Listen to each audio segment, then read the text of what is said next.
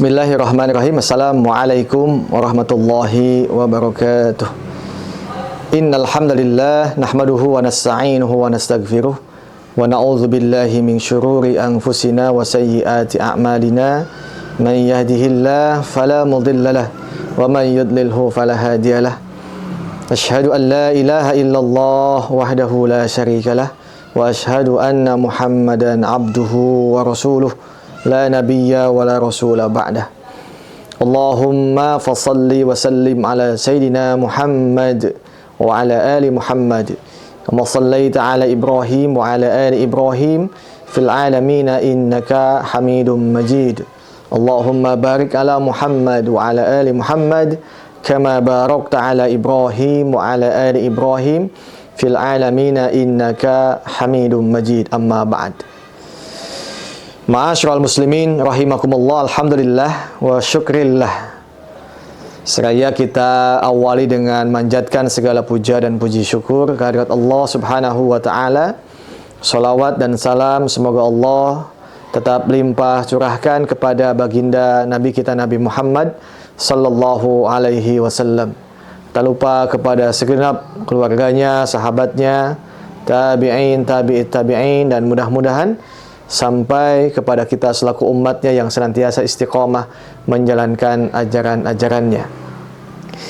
Ma'asyiral muslimin rahimakumullah, ada dua dimensi dalam Islam itu yang menjadi dua sisi mata uang yang selalu menyatu dan tidak bisa dipisahkan. Quran selalu menyampaikan kepada kita dimensi yang dua ini terintegrasi dan tidak boleh dipisahkan. Contoh misalnya dimensi dunia dan dimensi akhirat. Agama ini bagaimana menghadirkan dimensi akhirat pada dunia. Itu adalah salah satu hal yang paling penting. Begitupun juga ketika kita bicara masalah Islam, maka Islam itu tidak bisa dilepaskan dari dimensi politik dan dimensi spiritual, ya. Jadi kalau memisahkan misalnya agama itu hanya spiritual tanpa politis, maka nanti agama ini hanya sebatas private begitu. Sehingga nanti ketika agama masuk pada wilayah-wilayah publik, dia tidak bisa menguasai, dia tidak bisa mendominasi. Kenapa? Sebab saat agama masuk pada ruang-ruang publik, pada ruang-ruang yang sifatnya masyarakat, pemerintahan, maka dia hanya menjadi keyakinan yang tidak punya panduan yang menjadi patokan penguasaannya. Nah, dengan demikian maka dua dimensi agama ini, baik dimensi spiritual dan dimensi politis, ini harus senantiasa ada dalam setiap ajaran-ajaran agama. Contoh misalnya ketika sholat dipisahkan dengan dimensi politisnya, maka sholat itu dia akan mandul. Sebab sholat itu inna sholata tanha 'anil fahsya'i wal munkar. Maka jangan salah, jangan aneh kalau saat ini kita lihat agama itu dilepaskan dari dimensi politisnya, agama kembali hanya pada ruang-ruang private, ruang-ruang masjid saja, maka tidak sedikit orang yang rajin sholat, bahkan jidatnya hitam, tapi kejahatannya juga di mana-mana. Tidak sedikit mungkin di masjid hilang sendal, hilang handphone, hilang juga sound system, bahkan lebih jauhnya hilang ya kotak amal yang itu adalah sedekahnya jemaah. Kenapa itu terjadi? Saat agama dimensi politis tidak menjadi wilayah yang dikuasai oleh pemimpin, oleh politik. Nah, begitupun juga dalam ruang-ruang sosial masyarakat. Saat hari ini saja misalnya kita menghadapi bulan Ramadan, tapi ketika ruang agama ini tidak bisa menguasai dimensi politis, maka dalam waktu yang sama justru puasa ini kembali hanya kepada private. Orang puasa silahkan, tidak puasa tidak apa-apa. Kan bukan begitu mestinya. Sama dengan orang sholat tadi, ketika dia sholat silahkan, tidak sholat tidak apa-apa. Padahal justru ketika ruang agama ini dijadikan sesuatu yang tidak bisa dipisahkan dengan ruang politis, maka semestinya orang yang tidak sholat itu adalah kejahatan. Orang yang tidak puasa tanpa ada alasan uzur syar'i itu pun kejahatan. Sebab orang yang tidak puasa pasti dia itu berpotensi untuk melakukan tindakan-tindakan kejahatan. Kata Nabi, la yazni az-zani hina yazni fahuwa mu'min, wa la yasriku sarik hina yasrik fahuwa mu'min. Tidak pernah ada orang yang beriman kepada Allah pada waktu yang sama dia iman, maka dia melakukan tindakan zina. Begitupun juga ketika orang misalnya dia ngaku iman kepada Allah, dalam waktu yang sama tidak mungkin dia melakukan pencurian saat dia iman terikat dengan Allah Subhanahu wa taala. Maka ketika dimensi-dimensi spiritual ini hilang saat ini tengah-tengah masyarakat, ekonomi tidak menggunakan agama, kemudian kepemimpinan tidak menggunakan agama, ngurus negara tidak menggunakan agama, ngurus politik tidak pakai agama, ideologi tidak pakai agama, kemudian juga keamanan tidak pakai agama, maka agama hanya ada pada ruang-ruang private yang dia tidak bisa menguasai ruang-ruang publik. Sehingga agama dan politik bagaikan air dan minyak yang tidak bisa menyatu. Itulah yang disebut dengan kehidupan sekularisme. Itulah kehidupan yang memisahkan agama dengan akhirat, memisahkan dunia dengan akhirat. Ini yang tidak boleh. Ini yang justru mesti kita jauhkan sejauh-jauhnya dalam konsep pemahaman seorang muslim. Sebab hakikatnya kenapa Rasulullah hijrah dari Mekah ke Madinah? Rasul ingin memperjuangkan bagaimana Islam bukan hanya diterima pada wilayah private, tapi Islam harus menjadi kekuatan politik yang bisa mengurus umat.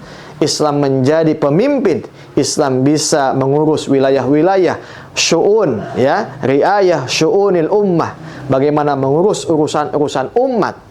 Sebab tanpa politis, tanpa kepemimpinan, tanpa kebijakan, tidak bisa agama ini berjalan dengan baik.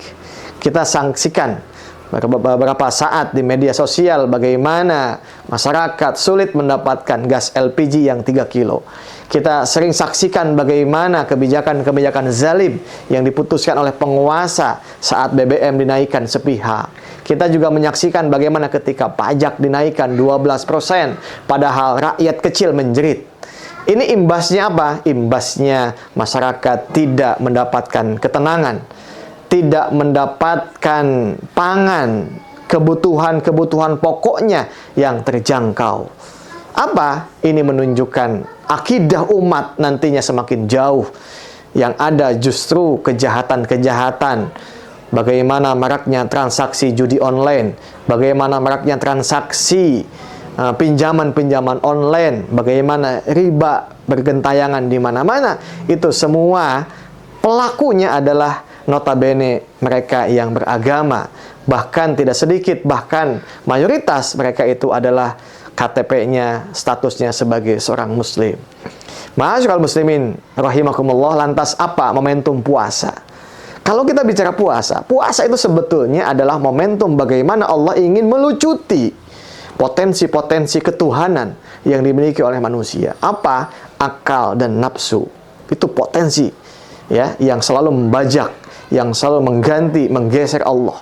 Sebab tidak ada makhluk ciptaan Allah yang paling berpotensi, ya, akan membajak Allah. Itulah yang namanya manusia. Maka puasa itu esensinya adalah bagaimana mengendalikan nafsu dan akalnya taat kepada syariat, taat kepada aturan Islam, taat kepada hukum Islam, taat kepada Allah yang menciptakan manusia sebagai khalik, dan manusia tetap menjadi makhluk. Maka supaya manusia tetap menjadi makhluk, Allah mengutus Nabi Muhammad menyampaikan aturan-aturannya sehingga manusia tetap menjadi makhluk. Manusia tetap diatur, bukan mengatur. Manusia tetap dikuasai oleh Allah, bukan menguasai akal dan nafsunya. Maka saat kondisi kehidupan sosial itu tidak diisi oleh dimensi-dimensi politik dan spiritual, maka kehidupan menjadi hampa. Ya, tidak sedikit korupsi terus berjalan di mana-mana. Kemudian uang rakyat ya diambil, termasuk juga kekayaan alam kita saksikan terus ya diambil, kemudian dikuasai oleh para kapitalis yang rakus mengambil hak-hak umat, hak-hak rakyat. Sebab Sebab pada waktu yang sama pemimpinnya tidak menjalankan agama sebagai wilayah politis tadi. Mereka bukan menjadi wakilnya Allah menjalankan agama ini, tapi menjadi wakilnya para pengusaha, wakilnya para oligarki yang itu jelas-jelas akan merusak negeri ini. Maka momentum puasa kali ini mudah-mudahan dimensi spiritual bukan hanya sebatas ada, bahkan juga pesan utama dimensi spiritual, dimensi sosial, dan dimensi politisnya itulah yang mesti ada pada pesan la'allakum tattaqun. La'allakum tattaqun, supaya kalian bertakwa adalah bagaimana menciptakan individu yang baik, pemimpin yang baik, sistem yang baik, dan masyarakat yang baik. Itulah baldatun thayyibatun wa rabbun ghafur. Mudah-mudahan pesan utama melalui ibadah Ramadan, ibadah saum, i'tikaf, infak, sedekah, zakat, itu semua adalah dimensi-dimensi private yang tentunya akan menjadi istimewa, menjadi hebat, menjadi keadilan, menjadi kemaslahatan saat dikuasai oleh dimensi politis. Hingga agama ini bukan hanya hampa pada ruang-ruang private, tapi agama menjadi kekuatan, agama menjadi kekuasaan, agama menjadi la izzata illa bil Islam. Tidak ada kemuliaan kecuali Islam. Itulah yang disimbolkan dengan kalimat tauhid, la ilaha illallah. Tidak ada Tuhan, la hukma illallah, la matluba illallah, la makhafata illallah.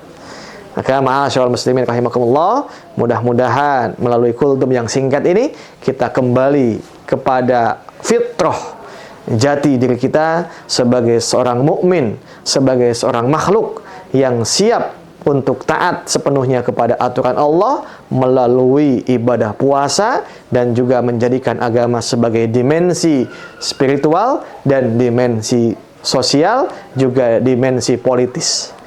Itu saja mungkin yang dapat disampaikan. Mudah-mudahan kita semua bisa mengambil pelajaran dan tetap istiqomah dengan ketaatan kita kepada Allah lewat amaliyah di bulan Ramadan. Hadanallahu wa iyyakum ajmain. Subhanakallahumma bihamdika asyhadu an la ilaha illa anta astaghfiruka wa atubu ilaik. Hadanallahu wa iyyakum ajmain. Assalamualaikum warahmatullahi wabarakatuh.